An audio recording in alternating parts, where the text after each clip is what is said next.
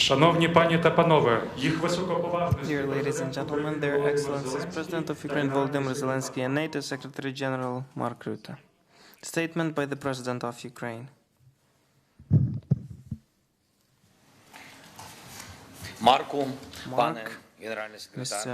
Secretary General, dear journalists, I'm happy to welcome to Ukraine Mark Rutte, the new Secretary General of NATO, great friend and ally of Ukraine, and this is truly extremely important that the first your visit, and I'm grateful for it, Mark, on the post of NATO leader takes place to Ukraine, to Kyiv, and one can immediately understand the priorities where the defense of common values is ongoing, the values of all Euro-Atlantic, and this also underscores that we in Ukraine can count on further personal leadership of esteemed Mr. Rutte.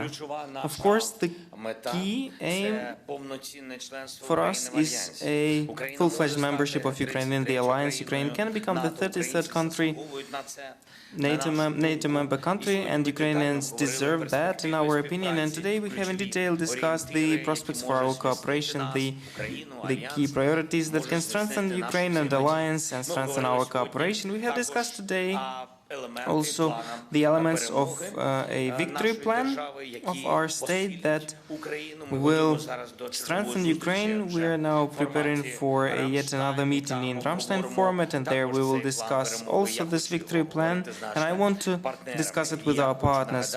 And I want to remind that Ramstein unites more than 50 countries, all those who truly efficiently support the defense of Ukraine during the course of the war. And for us in Ukraine, it matters that all our partners, all our robust partners, reliable partners, clearly understand our vision, our motives, and the feasibility of our approach to finishing this war in a just way. In particular, part of the victory plan is a geopolitical certainty, that is the decision regarding the place of Ukraine in European and global security architecture. Moscow has to receive a clear signal that guaranteed security for Ukraine and for all of Europe is inevitable, just as a right of each democratic nation in Europe to define the future for itself. Today we have also discussed with Mark the situation on the battlefield, the axis on where Russian army is making the most pressure on Ukraine, and axis where our warriors are putting pressure on the enemy. We have also discussed the current needs of our units, in particular that regards weaponry and equipping the brigades, and today we will also have time to discuss certain details in this regard. Ukraine needs a strengthening of the positions on the battlefield so that we can maximize pressure on Russia for the sake of just and real diplomacy. That is why we need weaponry in sufficient quantities, that is long-range weapons, including long-range weapons with which the partners, in my opinion, they are prolonging the process. We have also discussed today our needs in air defense and in additional cooperation with our neighbors. We can see how in the Middle East they can defend the lives of people, in particular because of the unity of allies. The joint downing of Iranian missiles does not differ from a joint downing of Russian missiles, even more so regarding Shaheeds that unite Russia and Iranian regimes. So more decisiveness from the partnership in our region is what's needed to put an end to Russian terror. We will continue to persuade our partners regarding the need to jointly down Russian missiles and drones, and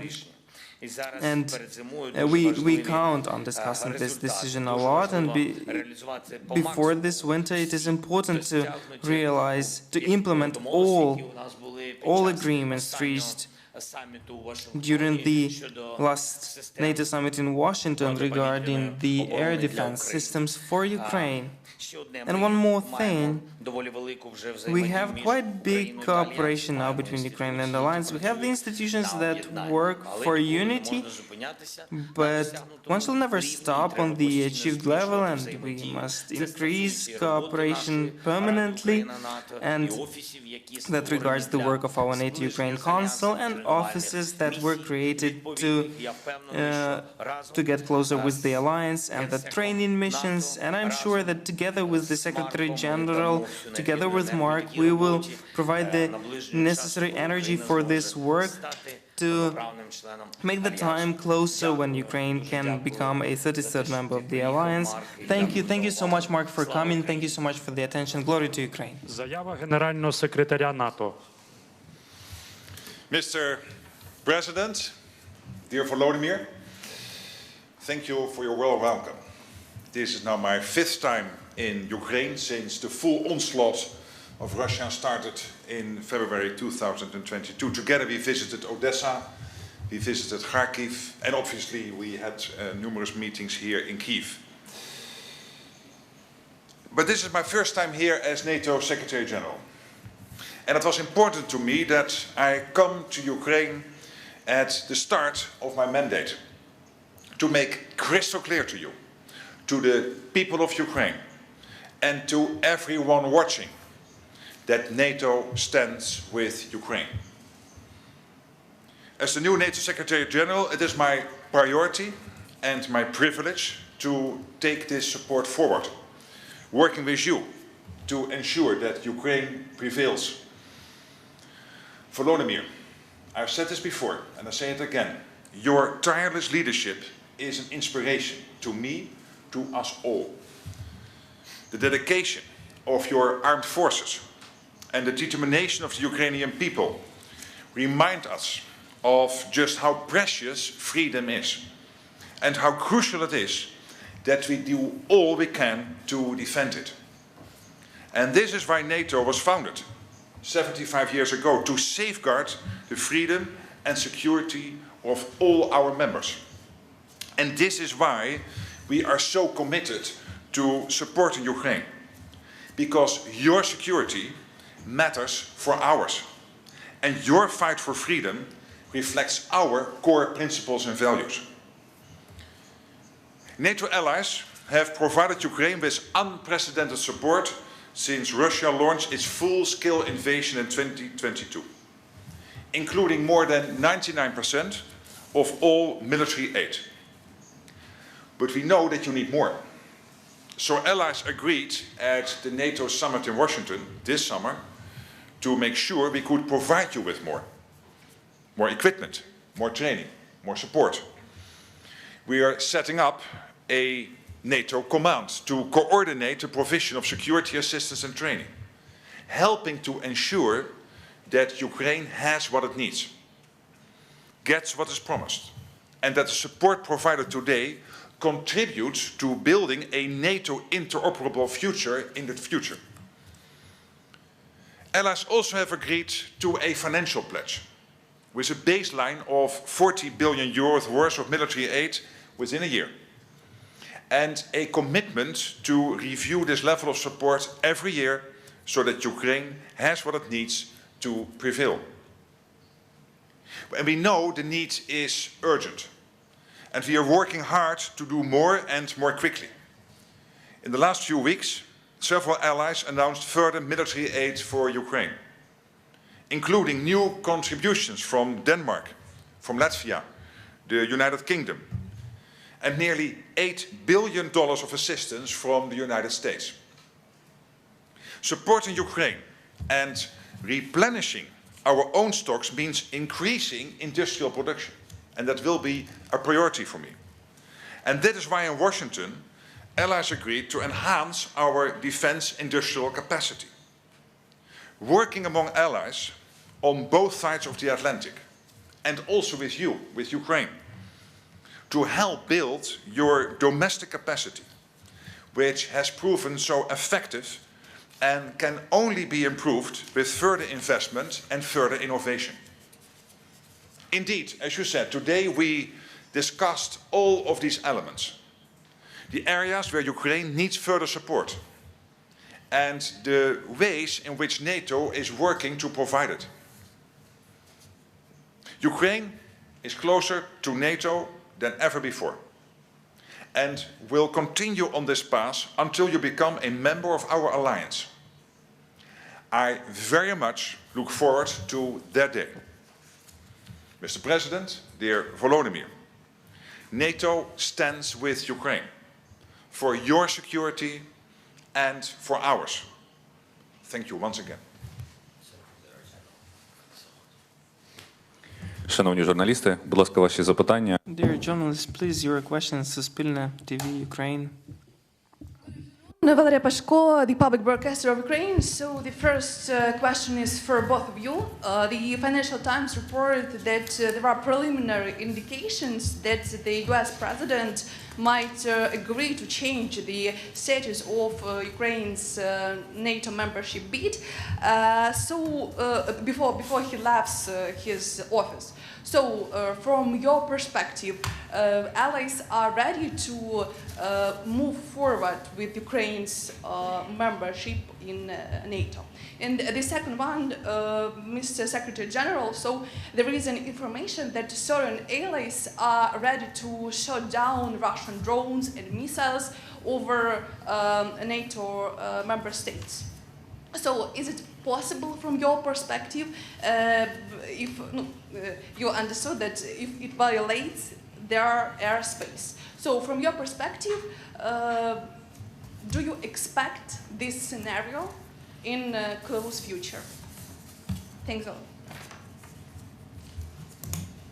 Yes, well, first on NATO membership, and as you know, at the last NATO summit, which took place in Washington in July this year, allies agreed, and this is important, that Ukraine's path to membership is irreversible. And as I said in my short statement, Ukraine is closer to NATO than ever before. We now have a comprehensive assistance package to help Ukraine implement reforms. I met with many people today who are working on that with the Ukrainians. We are establishing this NATO command, and it will help to coordinate and provide security assistance, but also training for Ukraine. I already mentioned also the 40 billion euros, which is there to fund military aid for Ukraine. And as you know, many allies have now signed bilateral security agreements with Ukraine. And that means that Ukraine gets stronger day by day, more interoperable with NATO, and better prepared than ever to join our alliance. And this is basically building the bridge to NATO membership for Ukraine. I think the day will come that Ukraine is a full member of NATO. And let me add to that, if somebody might think otherwise, that Russia on this issue has no vote and no veto. On your other issue of allies to shoot down Russian missiles, I think that was your question. Of course, shooting down drones or missiles violating allied territory are, of course, decisions for the national authorities. NATO has already significantly reinforced its air defenses on the eastern flank. And we recognize fully the right of every ally to protect its own airspace. And of course, this is also an issue for NATO as a whole. And this is why allies are continuing to consult closely when these situations arise. And NATO authorities, I can assure you, will continue to work with allied authorities to ensure effective air and missile defense. Що стосується вашого запитання, дякую. As regards your question, thank you. Ukraine is focusing on certain aspects. As regards NATO, now we are focused on Ukraine getting invited to NATO in the first place. That is a very important step. It is hard to achieve, but we focus on this result. We will do everything to get this. The second thing is weaponry. First and foremost, air defenses. the bringing the decision enacted in Washington regarding provision of the air defense systems Patriots in SAMP-T. So we do all in our capacity to get everything that was agreed during this summit and other systems. As regards the cooperation with the allies, we are working with them, but for now they are not ready. Thank you, and the next question will be from BBC, and the last question. News. Firstly, to the Secretary General, your first visit here as Secretary General of NATO. People, of course, in Ukraine don't want symbolic visits, they want concrete steps. Looking ahead to Ramstein, do you think we can expect some key decisions? For example, permission for Ukraine to use long-range Western-made missiles on military targets inside Russia? Or do you think that permission just isn't going to come? And to President Zelenskyy, are you concerned that what's happening in the Middle East is distracting from support for Ukraine, your ideas in your victory plan? And if I could just ask you as well, President Zelenskyy, following reports of Ukraine's withdrawal from the town of Volodymyr, do you think you can continue, or can you halt Russian advances? Thank you. Well, to your first question, President Biden called that meeting at the leaders' level. And I think it's particularly important that we have that meeting on Saturday, October the 12th, in Ramstein with allies and of course with Ukraine. More particularly focusing on your question on restrictions or lifting of restrictions for the long-range strikes. Let me say a couple of things. First of all, Ukraine obviously has the right to defend itself. And international law here is on the side of Ukraine, meaning that this right does not end at the border. And Russia is pursuing this illegal war. And that means that targeting Russian fighter jets and missiles before they can be used against Ukraine's civilian infrastructure can help save lives. The only country here that has crossed a red line is not Ukraine, it is Russia, by starting this war. At the same time, it is up to each ally to determine its support for Ukraine. And I know some of these discussions are ongoing, but in the end, that's not for NATO. That's up for each ally to decide what restrictions are there on the weapons they deliver to Ukraine. Дякую за ваше запитання. Ми так Thank you for your question. Why are we so persistent regarding the usage of long-range weaponry? Without certain equipment, we cannot stop Russian Federation, which is using the respective weaponry against us. It's destroying everything, and when it destroys the positions of our warriors, the warriors need to save their lives, because they are way more important than any buildings, and because they are our citizens, and because they are our people. And therefore, it is right that they retreat and save their lives for the sake of saving their lives and for our state. These are necessary steps. Therefore, we are asking to give us opportunity to defend ourselves from Russia, to give us weaponry, to give us permission, to give us systems. Can we stop Russia without that? As of today, this is one of the ways to strengthen Ukraine, a real way to strengthen Ukraine. I don't want to get too much in depth on which other weaponry we need. The partners know all that, they have all this information. As regards the Middle East, I cannot say that this or that tragedy or war distracts. That would be simply not just to speak this way, because of the threats in other parts of the world, in other continents. That is a great sorrow, the shellings, the fact that there are no massive murders and that the missiles were destroyed. Thanks God that it happened this way. Thanks God there are allies who defended the people in Israel. Undoubtedly, we want people not to forget about Ukraine, but the best way to not forget about Ukraine is to provide weaponry, to provide respective permissions, it seems to me, and to help down, by the way, the very same Iranian missiles and drones, to shoot them down just as they are being shot down in the skies of Israel, to shoot them down above Ukraine. It seems to me that that is the best way to support Ukraine. Thank you so much, esteemed journalists. Thank you for your questions. This is the end of our press conference. Thank you so much. Thank you so much.